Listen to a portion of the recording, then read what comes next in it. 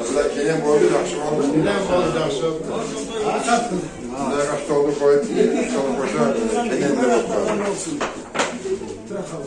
Rahmat sizlere gelsinler. Daha inşallah. Kırgızlardan ıntımağını bildirip bunu aksakallar gelip karşılık bildirerek sizlerle varım. O da? Ne o da? Nasıl ötkü tatlı olaylar? Kurganlar kadar, şunda yaşayanlar da, havlayanlar da. Denize gitsenize. Bizi tapaya da derler.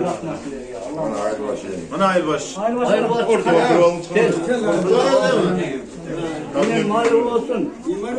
İmanatın mal olsun. Zaten işte eline capçı hizmet kıl. Kana. Batarır bana. Onu bilirse.